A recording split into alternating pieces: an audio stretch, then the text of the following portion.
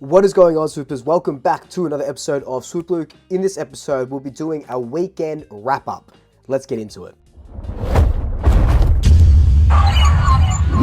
So before we do get into it, I can still see that a bunch of people that are watching these videos aren't subscribed. Just hit that subscribe button. It will go a long way, a really long way. It would mean the world to me. If you are subscribed here and you love what I'm doing, you can show me love by liking, commenting, telling your friends about it. You can get a channel membership now, which is amazing. There is a handful of you.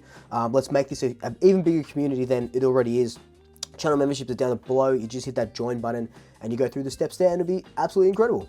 But for now, let's get into this video of a weekend wrap up, another weekly video that I'm going to be doing with the VFL, AFLW, VFLW team, the wheelchair team, and whatever other Collingwood news sort of comes into play throughout the weekend. Let's get into it. So we're going to start with the VFL team, who fell agonisingly short to Footscray. But this game, it was played on the Friday night. At about 3 o'clock, Friday night, played at about 3 o'clock in the afternoon.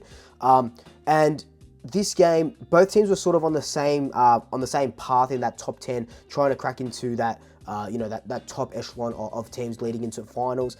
And Collingwood, just at the start, it just seems that like they didn't rock up. I was trying to watch bits and pieces of it.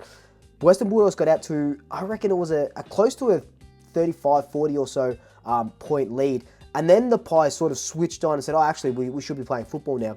And they started kicking goals. They started getting their momentum back. Even, in the third quarter, they took the lead back for a little bit. And then in the fourth quarter, the Footscray team just proved a little bit too strong for us.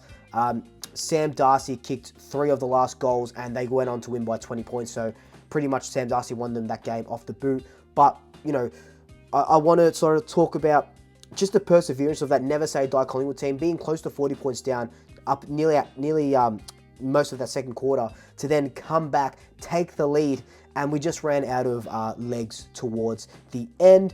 A couple of players that I want to note, because I know that you're here to listen to what happened with these players. Harvey Harrison kicked 3 goals, 2 goals in the last quarter to kind of wrestle back the momentum and kind of get us going. Jack Ginnivan kicked 2 goals, had 4 tackles, and from what I'm hearing from people who went to the game, who were lucky enough to go to the game, was he was very loud, very vocal, especially in the huddles. He was more of a leader type in the huddles, quarter time, half time, third quarter time, whatever that may be, which is exactly what we want from Jack Ginnivan. He's one of the senior players going back down to VFL to get some form back. Pressure was really good. He had 3 clearances, like I said, 4 tackles, 14 disposals, and 2 nice goals. So if he keeps doing this stuff, I know that an opportunity in the AFL, in the first team, is going to come back up for him. It could even be now that Will Hoskin-Elliott's not there. It could present him with a bit of another start. But that was a really good game, better than last week's game, and he's doing those second efforts, which is really nice to see. Another guy who I know you guys are going to ask me about is Finn McRae. Now, Finn had 122 fantasy points, 38 disposals, 1 mark, 5 tackles, 9 clearances. This guy he's just too good for the VFL, right? Absolutely too good for the VFL. If we brought in a mid-season loan period or a mid-season trade, I dare say that he would go to a club like West Coast who just need players to play for them, and he'll be in the first team every single week. It just sucks that we don't have, well, it sucks and it doesn't suck that we don't have room for him in the mids, but it's good because that means that we're not injured in the mids. Now, could there be an opportunity for him to come on as the sub? Probably. I would just do it. Look, I'm one of those guys where it's like, opportunity will come, opportunity will come, opportunity will come. But he's not only knocking down the door to the AFL side with, his fist, he's knocking it down with a battering ram. And the door's off its hinges at the moment. He needs to get a call up, and we have to start rewarding these players. And that's a 180 from what I was saying at the start of the year or a couple of weeks ago. But now it's sort of no denying that he needs an opportunity, even if that is a sub, even if he just comes on at 3/4 time or halfway through the third quarter or something like that, especially against, Fremantle side of the MCG. Let's see what he can do in this senior bloody AFL side.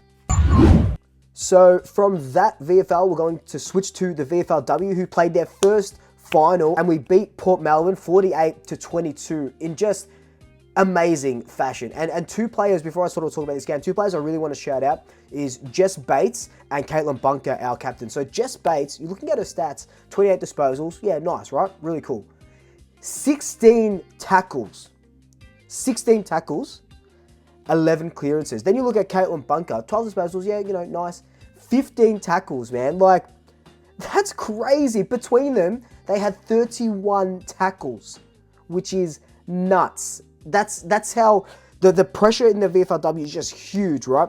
And they want to put on a good show, and that's just insane. 31 tackles between two players. And if you look at the team stats, the tackles for the game, we had 109 tackles, so 369. So maybe, you know, a close to a quarter of those were just those two players, Bates and Bunker, which is huge. So what that means, we finished first, and now, just looking at the fixturing now we get to play Essendon next week in another final, because they were the highest finishing elimination final. So that's at 1 o'clock on Saturday, July 15th, which is at Victoria Park. So, you know, the home of Collingwood, obviously.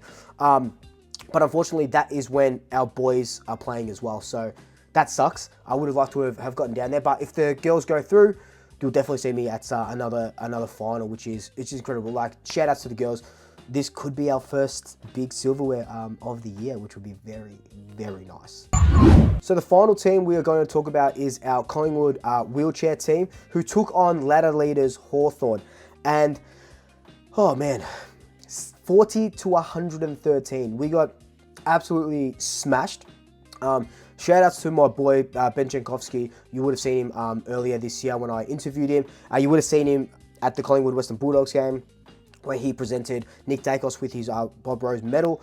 He scored 5 of our 6 goals, which is just huge, and especially for your sort of captain to do that and try and lead the charge. But, you know, Hawthorn, Yassine Hill, 10 goals. Like, Finn Broadbent, 5 goals. Like, there's not much you can do. Hawthorn are the best team in the competition right now. Our Pies boys need a little bit, you know, to get turning a little bit, because they are second last, 3 wins, 4 losses. So we need a couple more wins. We need a couple more wins under our belt to kind of, you know, get into the finals and get into the grand final. But look, those have just been the 3 quick VFL, VFLW, and the Vic Wheelchair football updates. Not really much Collingwood news, which is awesome. It's good, because it means that we're all good, you know. Besides, I talked about Will Hoskin Elliott's hand. Nick Dacos just racking up AFLCA votes and votes here, Lou Richards medal and everything, which is absolutely incredible. But other than that, thankfully, no Collingwood news to talk about. But I'm sure that'll change, because touch wood, it always does. But anyway, guys, like, comment, subscribe, tell your family, tell your friends, tell your pets, and until next time, double shackers, I'll swoop you later.